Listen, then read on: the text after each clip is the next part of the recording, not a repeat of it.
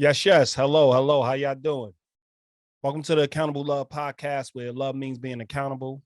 My name's Aziz, and today we have a guest that y'all have seen on the podcast in every season. Last podcast, she discussed her wounds. She opened up. She got vulnerable with our listeners and everybody else. And today we're going to discuss our wounds and how they affect our relationship. So enjoy. We all have trauma. We all have wounds. We all have scars that we want to heal. But how are you going about doing that? Are you bringing baggage into your new relationships? Are you not even really taking the time to really nurse those wounds? Are you surrounding yourself with people that identify and share the same wounds so nothing's ever getting healed? Are you seeking the right support and proper help? Do you want your personal relationships to flourish? Or do you want your personal relationships to be built around your wounds?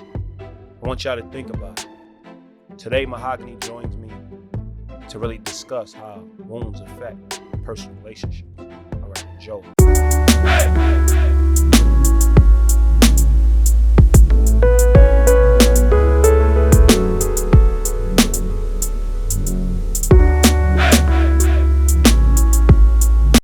Yes. What's going on, everybody? I want to again welcome Mahogany.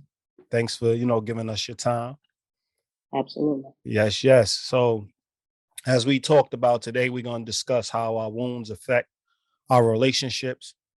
And, we just want to dive in and have our listeners really dissect their wounds and really see how just coming in as an individual wounded person can overall affect all the relationships around us. So, how do you believe that our wounds, affect our relationships overall? Well, you come in with a deficiency, you know, usually, if you haven't dealt with your wounds, you come in with a lack of trust, a fear of being heard, a fear of being betrayed, all of the different fears and worries of past feelings and things happening again gets in the Definitely. way of someone actually getting to know you for exactly who you are. And it actually puts the person you're dealing with in a position not to be able to trust you, because now you're dealing from a space of being wounded, and they don't have a chance. They're not getting a full chance. They're not getting the opportunity to show you who they are because they're being viewed through past eyes. Definitely. So when, I heard you mention they're not getting a chance to know who you are. Do you believe a person that really attaches their wounds to their identity truly has a great sense of self? Do they even know who they are? No, absolutely not. Because you start identifying through the wound. You start identifying. I remember,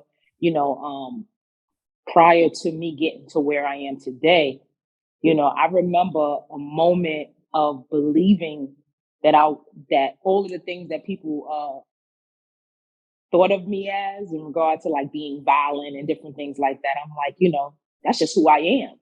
Definitely. I thought Definitely. that's who I was.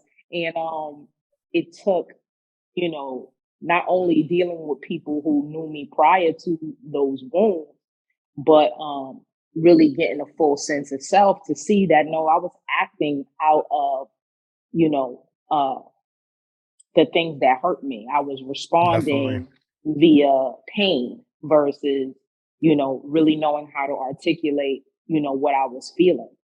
Definitely. So how has that affected your relationships? Like having that violent tendencies, really lashing out, not really letting people in. How did that affect your personal relationships as a whole? Well, in the past, I've been violent in relationships. Um, Okay. so I've hurt people that didn't deserve to be hurt. Um, I also, I started getting a reputation of just being a violent person, All right. and I'm peace over war, like truly. Like, unless I feel like I need to be protected or protect my loved ones, that's not even a route that I would choose to go unless I absolutely have to. Definitely. Yeah, I heard you say that you have been labeled. Did you earn that label? I Like you was did. being labeled as being violent, but did you earn that label? I absolutely, I earned it because I was acting out of feelings versus acting out of logic and self awareness. Okay. That's fair right there. So there's this big understanding that, you know, we have triggers. So when we have wounds, regardless of the wounds, regardless of our past, regardless of the things we've been through, our goal as love snobs is to understand that when you're now entering relationships with a new person, these people are your future. These people are the people that's going to help you persevere past the wounds. They're going to enhance your life. You're getting with this person, or you're allowing this person to be in your life because you believe that they're not going to be a hindrance. They're actually going to be an encouragement. They're actually going to be progress. They're actually going to be somebody that supports you. So we hear a lot of people talk about their triggers. You know what I mean? And I want to know where you stand. I know where we stand as a whole, as a company, but where do you stand when it comes to your triggers? Is it other people's job to avoid your triggers, or is it your Absolutely job not. to understand your triggers?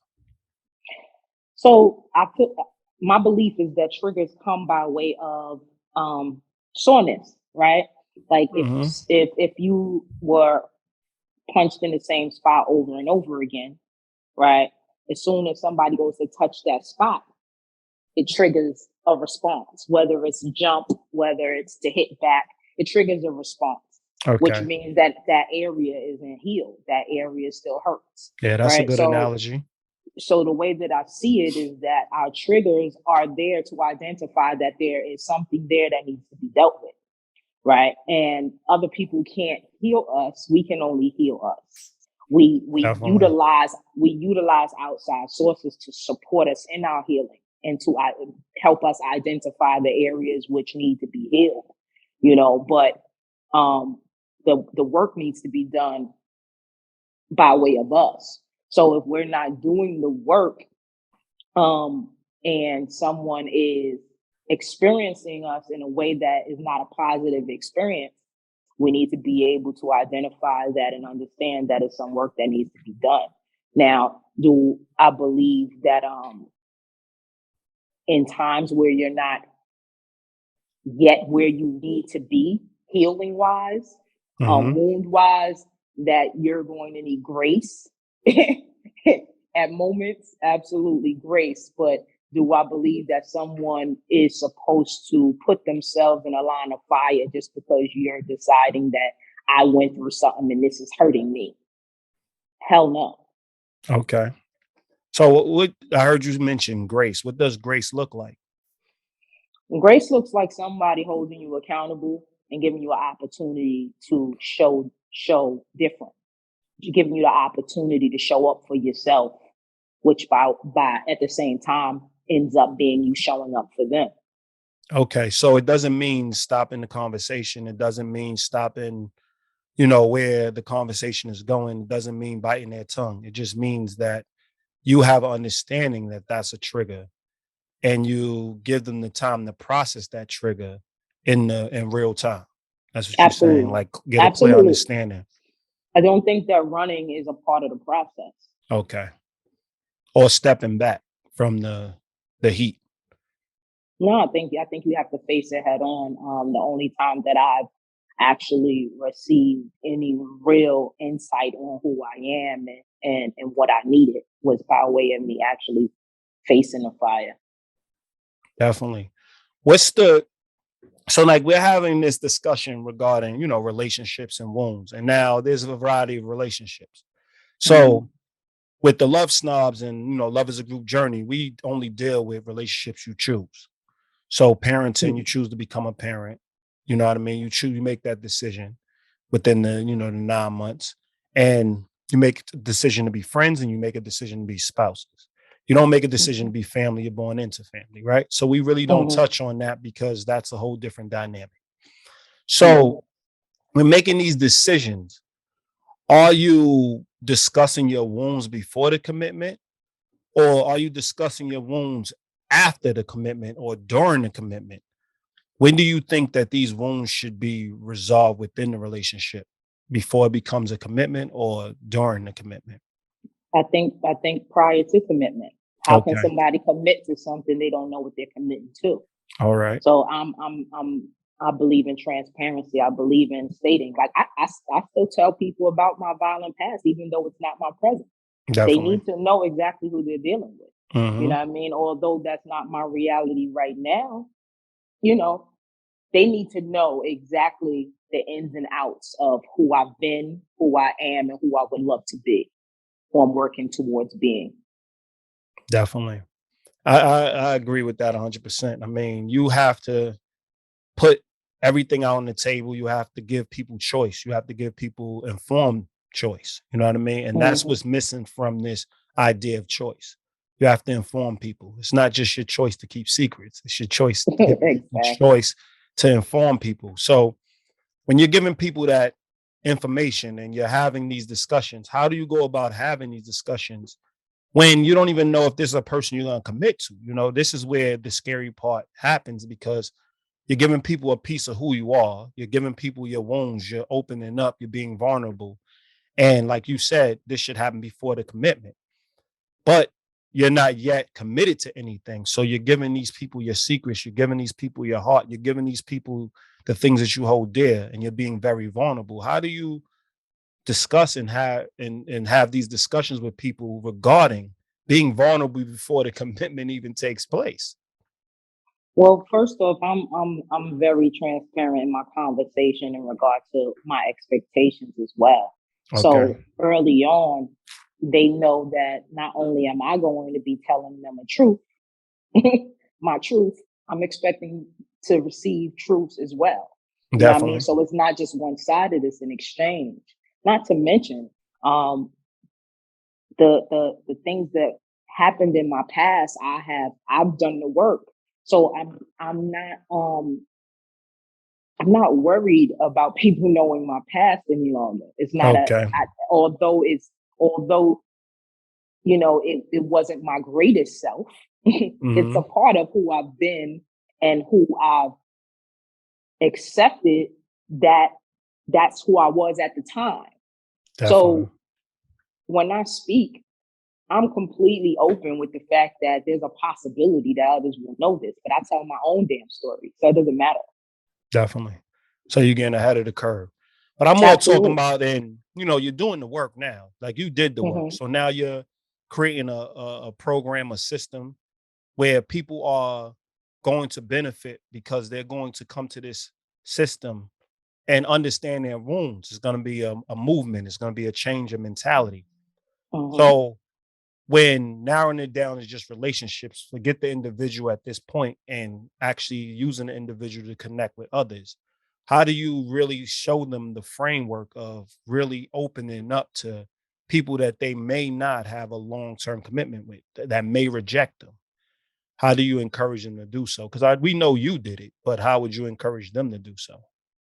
Well, I think there's steps to be taken prior to getting to that point, and that's Okay. exactly the reason why we say to do your work prior to the engagement Okay. of others, because of the fact that you need to be solid in understanding that uh, you are all of who you are, not parts of who you are, right? So if I have a list of negatives, I also have a list of positives.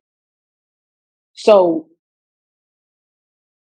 the same way I'm okay with listing all of my positives, I got to be just as solid with the fact that I have work to do, or I've had work to do, and these are the areas. Once you become self aware, you understand both ends of the spectrum, right?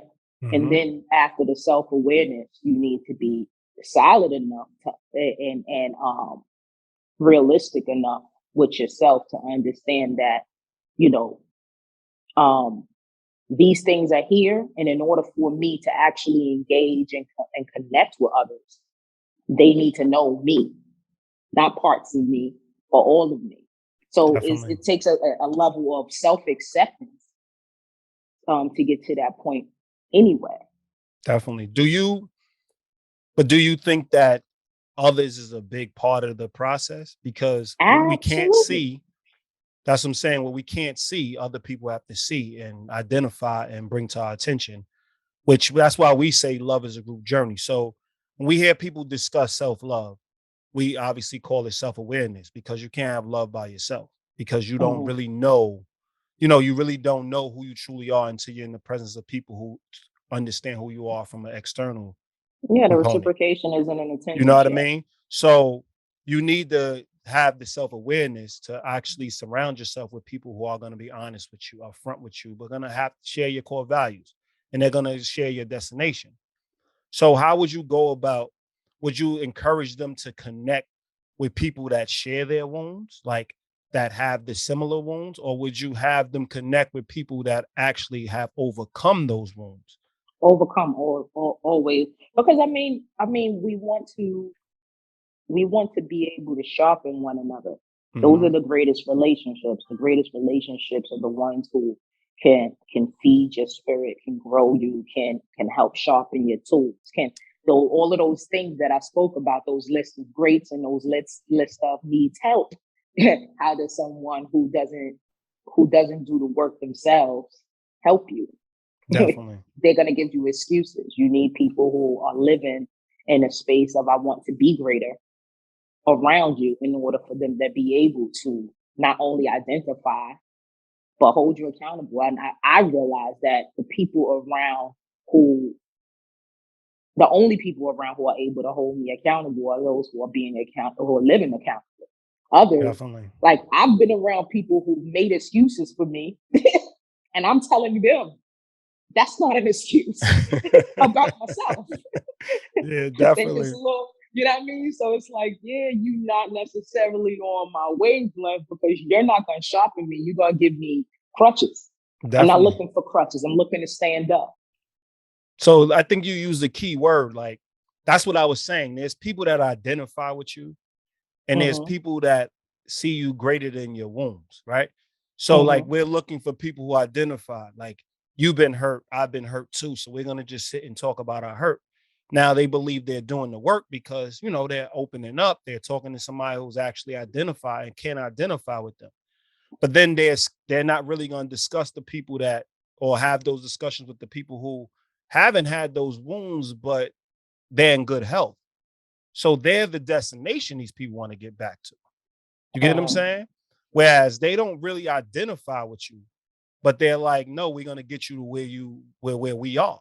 Meaning we don't hmm. have those wounds. No, we can't identify with those exact wounds, but we do know what a healthy lifestyle looks like. Looks like. Hmm. So I'm saying, do you believe we spend more time identifying than actually getting past the wounds or building towards health? Are you asking me if that's what we should be doing, or are you asking me if that's what society That's doing? what we do. Do we spend more time identifying than actually I getting past the I think wounds? most people spend more time identifying than getting past the wounds. Absolutely, but Oh, as a healthy practice, I think getting working to get past the wounds is the goal. yeah, definitely. So we hear it thrown around like context. You know what I mean? But I don't know if it's used when it comes to relationships. We still want to feel. We still want the emotions. We still, you being insensitive, you're being this. We still want to put emotions to things. Can you explain context when it comes to a wound and connecting it with the relationship? Like, how does context play a part in that connection? Not sure I understand the question. Okay.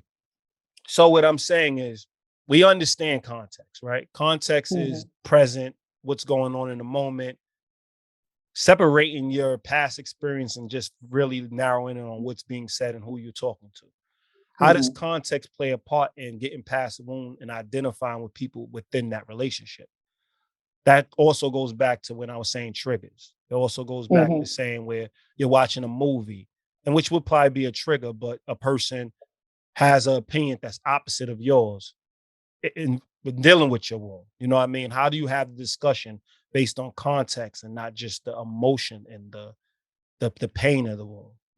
You know what I Well, I mean? think first and foremost, like ground rules need to be discussed prior to the discussion. Okay. You know what I mean? All I right. think both parties or however many parties need to understand that we're not dealing from a feeling space, but we're dealing from a logic space, and absolutely dealing with what is at hand and and who is at hand. So, one thing that you've brought to my attention often is like considering who the information is coming from, right? Definitely. Because once you are dealing with someone who has shown you a strong level of integrity, a strong level of principles, has shown up, it doesn't show to be a liar, all of these different things. If this person with all of those qualities that I just spoke of is coming to you to address something or discuss something, and you're triggered, now you got to question why it is that you can't take this information from this person that you should be able to trust because they've shown nothing but that, throughout your exchanges. Definitely. Right. So a lot of it has to do with, like, you always laugh at me because I always be like, I had a conversation with myself. I do that a lot. I do that a lot because I understand who I am. I am very self-aware. So when things do bother me, or when things do trigger me, or when I'm feeling iffy in a space that doesn't warrant it, I'm constantly questioning myself as to why. What did this do? What did this make you feel? Why did you feel this? And once coming to those answers, now I know what I can share with the people that I trust, you know what I mean, with my health and my mental stability, so that we can get to a place of figuring out what's the steps I need to take to get past now a new wound that I found. Okay. But I say all that just to say, like, really identifying the entire situation is necessary. So that's why I'm the self-awareness part is so necessary, because you won't realize that you're responding from a trigger. You won't Definitely. realize that you're not taking into account who you're speaking to. You know what I mean? It's just these actions happening. And that's not the healthy way to interact with anyone. Definitely. So what would you say a healthy relationship would look like? Before we get into the next, I'm going to go back to what you said, but I just want to have a clear understanding of what's your definition of a healthy relationship? A healthy relationship builds you, Mm-hmm. doesn't deteriorate you. Mm-hmm. A healthy relationship is built upon a great level of principles and trust that allows you to be transparent completely from both ends and reciprocate each other's energy exactly the way it's supposed to be reciprocated, right? Communication, healthy level of communication. All of us have very different ways of communicating, Mm-hmm. but being open and free to healthy communication, understanding that, okay, how can I, if we're not speaking the same language in this moment, what is it that I can do to make this conversation better? Or even if you need outside sources, bringing Mm-hmm. that in to Definitely. maintain A the mediator is important. quality. Yeah, to maintain the quality of a relationship. If that's it, if you're dealing in a relationship, I'm believing that the goal is to maintain a quality one. So doing what it takes to maintain that, knowing that you're choosing what's best for the whole at all times. Definitely. So in saying that, do you believe like, so we're going back to now context. We're going back to a healthy relationship. We're going back to, somebody blurting something out that is a trigger. Do you believe a big part of our relationships is the fact that we stifle communication? Like one of the things in every relationship or every relationship should have is that we should be able to communicate any and everything, regardless of how it makes a person feel, so we can now start the dialogue. Would you Yeah. believe that that's what's predicated on healthy communication? Like that's the framework, that's the foundation. Would you say like, because a lot of people are more worried, like we're in our heads, right? So I'm like, oh, well, like you discussed on our last podcast that you've been molested. So now when we're watching something where a person's being molested, or we're watching something where a person is being fairly, let's say, it may not even be molestation, but it may connect based on somebody being bullied, because it's all helplessness. You know what I mean? It all goes into that point. And then I make a comment like, well, people need to stand up. They need to have the strength to fight for themselves. You know what I'm saying? And you naturally is going to be a trigger for you. It's going to be like, what? Like sometimes people can't fight for themselves, right? That's going to be the dialogue. But if we truly believe that we should have an open line of communication, you're less offended and you're more going to educate, or you're more going to have the dialogue, which creates the help, because you have the belief system like this person has the right to say what they believe, but now I have the right to challenge what they said. And then we start a dialogue. Absolutely. That's what a healthy relationship looks like, or healthy communication looks like. But so many people sell it as cater to the wound. Don't bring it up. Avoid it. Don't say that. But that's why so many people are unhealthy. Definitely. So what would be your approach? Like, how would you teach that where people are having a clear understanding of what true healthy communication looks like through context? Well, those, like I said, I believe that everything comes by way of what's the word I'm looking for? The rule book, like creating your own understanding Agreements. prior to creating your own understanding. But prior to engaging, like I tell you, like I told you the other day, like a lot of people like to use the term safe space. And I believe in a safe space. But because of what I see most people believe a safe space is, I had to be very mindful in stating, like, this is a safe space. What that does not mean is that your feelings are not going to get hurt. What that does not mean is that there's not going to be transparency and honesty in this space. What it does not mean is that you're not going to be judged, because judgment is necessary to get to the other side.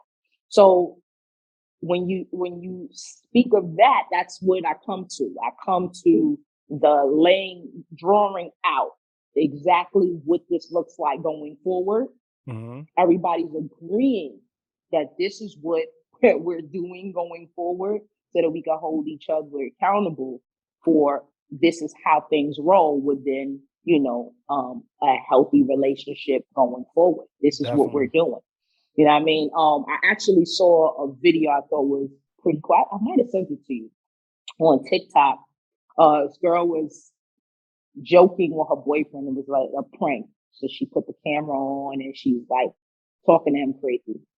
And when he came in the room, he's like, huh? Because she's like cursing him out from the other room. But the point of it was to see his reaction, because they don't deal like that. So when he came in the room, he said, are you okay? Because this is not how we operate. Like, this is not how we speak to each other. You know what I mean? And I thought it was so cool because he didn't allow emotion to take over. He didn't allow what he knows they've been prior to be triggered. It was more of a, hold on, I'm gonna need you to check yourself in this moment, because we've come to an agreement of how we deal, and this ain't it. Definitely. And I thought it was really dope. Definitely. I mean, when I seen the video, because you did send it to me and I did watch it, I just seen a person that I wondered if it was the other way around, how that would have looked. You know what I mean? Mm-hmm. I actually seen a man that still had a opinion about how you kind of deal with women. Like he wasn't going to go there based on not just the relationship, but based on him being in the relationship with a woman. So I he see was that. like, yeah, he was more like really gauging it. You know what I mean? Like gauging it. Like I would have He loved seemed to like he see, was. I He would have seemed loved like to he see was if it kind was an of. equal in that regard. Like if it was an equal that he felt he can like have an encounter with. Mm-hmm. You see what I'm saying? But you gave me perspective just now. Cause I mean, like I can see that other perspective. But that's the first thing I thought. Like he Mm-hmm. might be handling her with a little bit of kid gloves because he really don't want to go there. But he reinforced the fact that they actually handle things a different way. You get what I'm Mm-hmm. saying? But this is why it's important to communicate, right? Because you just gave me a different perspective because I just seen it from the female male dynamic. And you actually did what I normally do and seen it from the overall dynamic. See what I'm saying? The whole, the relationship, the actual connection. You know what I Mm-hmm. mean? Which is important. So you gave me perspective in just in this moment where I'm like, okay, I can see that. He brought it back. He didn't let it go out of hand. He didn't engage in the negativity. He stayed focused on the goal. And it's all the things that we actually focus on. And in that quick moment, all I seen was male, female. Mm-hmm. You get what I'm saying? Based on the state of being I was in. You get what I'm saying? Because obviously I'm always in the male female dynamic constantly. You get what I'm saying? So it depends on where I was, right? So it shows how it can be dangerous if you don't deal with context. It can be Mm-hmm. dangerous because she's above a woman and he's I like the above way a you just man, brought that back. their relationship, right? So I do see what you're saying, right? There needs to be a framework, there needs to be understanding. And I'm glad we got to the point of what I'm trying to say. There needs to be a line of accountability, right? And a lot of us is looking at individual things, individual accolades, how we deal with things individually. But me and you are now, I'm creating a accountable love and a system in place where it's accountable relationships, where it can be universally taught. It's something that Mm-hmm. people can build on their relationships universally, regardless of the individuals, regardless of the people in place. They can take it, learn it, and apply it. And you're doing Mm-hmm. the same. So that's why I asked you about the framework. Like, can you walk in a room and say, no, a safe space means we should all be able to argue, have strong opinions and views, but actually come to agreement. Like the goal is to get on the same page, Mm-hmm. right? Period. No, this is for her. This is how she handles it, how he handles it, how they Yeah, yeah, handle it. yeah. Where you're like, no, I'm teaching a system. Are you able to come in a room and be definite and be absolute that a system works? Mm-hmm. Because when we look at it, a relationship is a system that's built by individuals coming together and agreeing and creating agreements and principles that they are willing to Absolutely. honor above the individual, right? So when Absolutely. now we're looking at wounds, how I see it sometimes is like the wounds take precedent over the relationship. And it's That's not often the about case. you, the individual, it's about the strength of our relationship. And if you're coming from a place of how you leading the relationship with wounds, when I'm supposed to be leading the relationship because I don't have the wounds. I'm supposed to get you to this place. So when we're talking about the connection and you dealing with, and actually your system, you're putting your system in place. That's why I'm asking you about context. Like, how do you teach triggers? How do you teach, effective communication within the relationship when discussing something as sensitive as wounds? You get what Mm-hmm. I'm saying? Right now, I bring up all your wounds. When we first started really spending time together, it would trigger you different. It's Mm-hmm. like, yo, you don't know. You don't know what you're talking about. And I'm like, but I actually studied it. Like, so you think the only way you could experience something is through it happening to you, through physical. And I'm like, no, you can experience it through watching it. You could experience it through living through somebody else going through it. You could experience it through education. Like, why do we limit what experience is? Mm-hmm. So we started a dialogue where I didn't go through it, but I lived through it because you have been my family member. I have family members that struggled with it. So I know what it's like on the other end of having to live through it constantly and have this person walk in a room and suck the air out of the room anytime based on that wound, right? So we're constantly having dialogues, we're on different sides. So how do you teach how to get on the same page to actually form a relationship?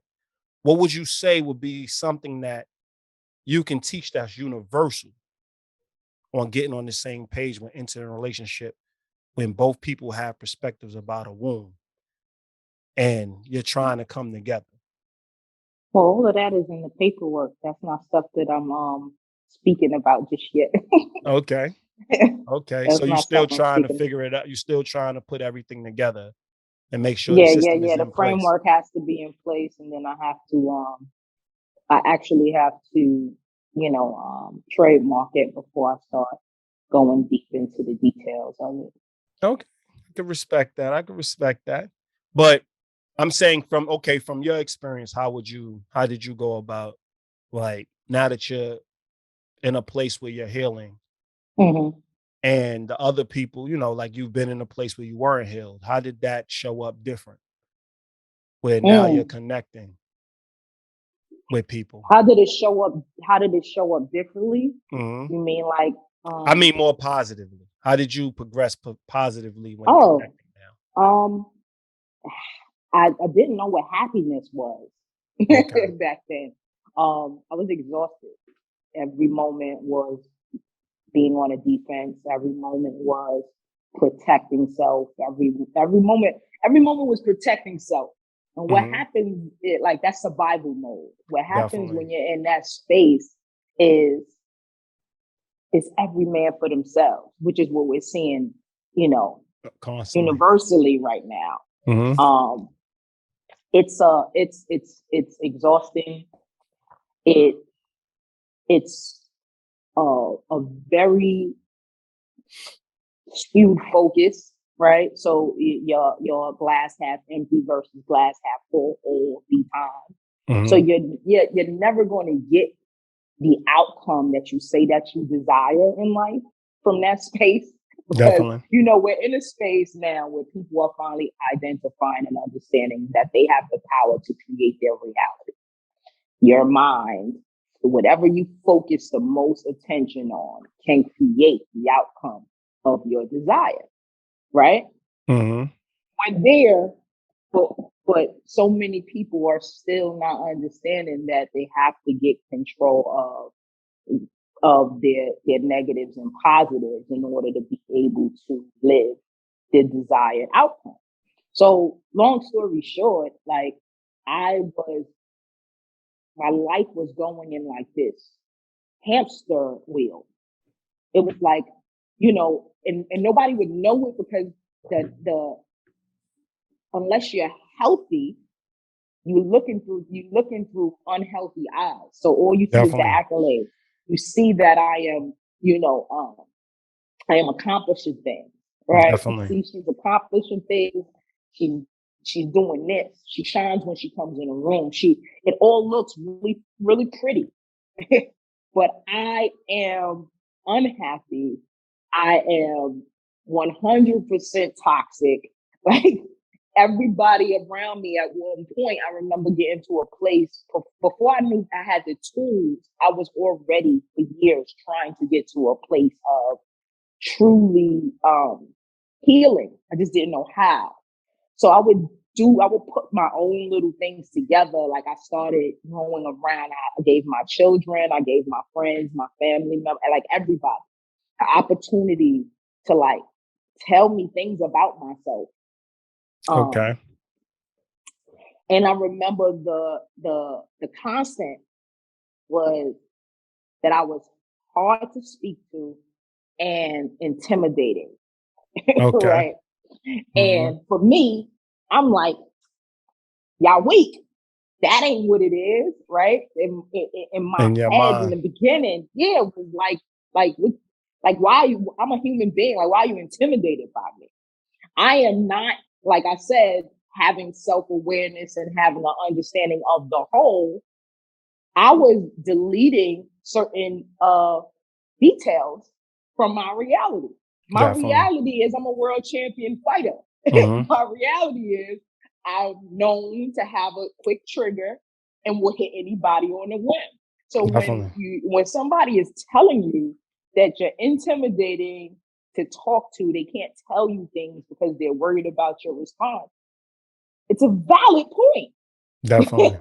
It's a valid point. Based However, on the information based provided. on the information that they have, Mm-hmm. right? So going forward, when I really got full self-awareness and when I really did start doing the work and understanding that my triggers are my responsibility and really like being able to face the critique head on, you know what I mean? Take the accountability, make the adjustment. Not only did life become lighter, like people would tell me, like, soon as they get around me, like, their energy is like, woo, like, it's a great thing. People Okay. that were around me in the past that came around me, it's like something different. Like, it's super different. People kept telling me, like, they could tell that I was happy. Mm-hmm. It was easier to speak to me. Just relationships became easier in regard to those who really was there for that. Okay. You know what I mean? It became easier. However, and those who weren't there for a healthy relationship became harder for them. Much Mm-hmm. easier for me because now I knew how to identify what was good for me and what wasn't. What people were able to support this new version of me versus not. You know what I mean? So it's a very different. Like it's two different sides of the coin. Definitely. Do you find more people want to be in relationships with you now or when you had wounds? When you was just dealing Oh, through when your I was wounds? wounded, yeah, they want that. It was absolutely, Don't you absolutely. find that to People, be a little strange? I don't though. I don't find it Yeah. I strange. I mean, know now people that don't you want to have see the themselves. information, now that you have the Yeah. information, it's not as strange. But don't you find that I'm not gonna even use the word strange because it's the norm. So strange means exception or different from the norm or Mm-hmm. deviating from the norm. But I mean, I would say, do you now see the world? How many people in the world need to heal versus Absolutely. how many you have to relate, like you can It's very actually clear. relate to? It's You know what very I'm clear. saying? I relate to less people easily. Okay. Like, and what's crazy is, um, I could always like kind of like I was always I pick and choose, right? I always had that ability to pick and choose. I've never been someone who was shut out. I always, if I wanted something shut out, I was the door closer, right? Okay. So I could be around pretty much anyone in the past if I chose to. Today, I can't even choose to. I'm like, people are nuts. Yeah, So yeah, it's yeah, like yeah. It's glaring. it puts it's a very funny, it's very funny being healed because you end up looking like the outsider. Mm-hmm. It's like, what? I'm not the toxic one, you are. But Definitely. there's a And movement if now. everybody's drinking, you're the toxic one. It's Yeah. like, Everybody's drinking the she Kool-Aid. don't drink. She Mm-hmm. thinks she too good to Definitely. drink. You a You know what I vegan mean? It's like, what? before it I became popular. I eat clean. I don't smoke. I don't drink. I work out, and I enjoy the company of great positive energy. And you could actually sit For down for you 2 hours to have a discussion. for you to make that a negative is crazy to me. But you know, I get it. I understand where it comes from. You know, nobody wants to be around someone who is a glaring reminder that they're not, you know, willing to do the work. Definitely. So I get it, but yeah, I definitely is less. I had somebody actually tell me, I ain't gonna speak on who it was, but she ran down all of the positives about me and was like, yeah, you're not the it girl anymore because of these days. And I said, that's crazy. That's Definitely. crazy. But Yeah. at the same time, I'm like, who it's coming from. It's like, it's not that I'm not the it girl, because I still choose. Mm-hmm. I'm still choosing. So I'm the it girl, but I understand that it's going to take a very different quality of person to align Definitely. with me, The you difference know? is you're not trying to be the it girl. You're not trying to just have a bunch of people around you for popularity. You're doing it now to build a No, village. quality. It's always been Quality. quality for me, though. It's Quality. always been quality for me. Now I understand quality different. Mm-hmm. You know what I mean? I can now identify things that I wasn't able to identify before. So people slip through the cracks, even though I was very selective then, people Mm-hmm. slip through the cracks because I wasn't as well versed And you was on identifying. that too. You Yeah, know what I you was mean? That identifying. too. That too. Mm-hmm. Mm-hmm. You was doing more identifying. Now you're in a place of teaching. So it Mm-hmm. makes you different in that regard. It makes you more positively more equipped, you know what I mean, Mm-hmm. to really vet the people you have around you, not based on your connection with wounds, but based on how you're going to positively affect each other's lives. You know what I Mm-hmm. mean? So that would be the difference. But I want to bring something back. So now that you do have all these glaring positives and you are standing out and are standing on your principles and like you're dedicated, because before you had principles, but like you said, you let some things slip through the cracks where you was kind of identifying like, they human and trying to make sense. You're justifying it versus now I understand I'm a human, you're a human, but I can choose based on my principles Mm-hmm. who I want around me. So now you Mm-hmm. fully have the right to choose based on your principles, right? Does that still now make you hard to speak to? Do you To find it? to to to those who are not in the same space health Mhm. wise, absolutely. So, I mean, it's the same. I just want to show the evolution of the same process. Like people can make that same determination on you when you were unhealthy, and they can make that same determination when you're healthy. It's Yeah, not but about the it's fact comes that you're from a hard to, different place. yes, it's not the fact that you're hard to talk to. It's the fact that they acknowledge that you were unhealthy, which made it hard to talk to. Mm-hmm. Now you're healthy, which makes it hard for them to talk to you because how you reflect on them. So Mm-hmm. before it was a them thing, and I mean before it was a you thing, now it's a them thing. So I want to Mm-hmm. make that clear because we always hear people say if everybody's saying it, it must be true. Oh yeah, I don't buy into that. You know what I mean? So it It's wasn't. I want nonsense. to be clear that it wasn't the quantity of the amount of people that when you sat down and was reflecting and saying the same thing, it wasn't the amount of people saying it. It was the validity that came behind the people Absolutely. saying. You know what I'm saying? It's Absolutely. the fact that they gave you context, which goes back to context, right? They gave you Mm-hmm. context to why they're saying it. Now they're giving you context to why they're saying it. But you're like, no, I'm not changing it because it's a positive. So whether I'm hard Mm-hmm. to talk to or not, I'll just remain Find hard to talk somebody to. else to talk to then. Definitely. So now you can make that decision based on hard principles that are positive when before you was Mm-hmm. making decisions based on negative means and wounds and triggers and things of that nature. Mm-hmm. So I just want to make sure that people listening have a clear understanding that when it comes to wounds, it's not about the amount of people who talk to you. It's not about connecting. It's not about relating. It's not about, you know, having the most people identify with you. It's about healing. And true healing, as you mentioned, is meeting it head on, sitting down with people, self-discovery, having a clear understanding of how you want to connect with others and how they want you to connect with them, having empathy, having strong Mm-hmm. principles, a strong foundation, and not letting the wounds define you, but you make sure that you persevere past the wounds. Would you say that that's accurate? Absolutely. All right. So, I'd like to thank you for joining me. having this Absolutely. discussion about, having wounds in relationships. And I know, it seems like it was going back and forth, but there's a method to my madness.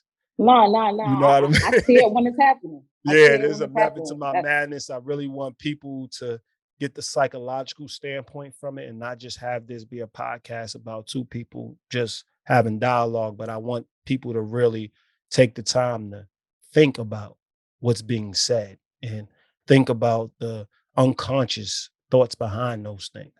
Because at this point, we're leaders, we're trying to change mentalities, and we're trying to educate people towards health, whether it's in relationships or primarily helping people get over their wounds. You get what I'm saying? Absolutely. So, this has been another Accountable Love podcast. My name's Aziz. That was My name's Mahogany. Mahogany. Yeah. And, hope everybody, listen, learn, and apply.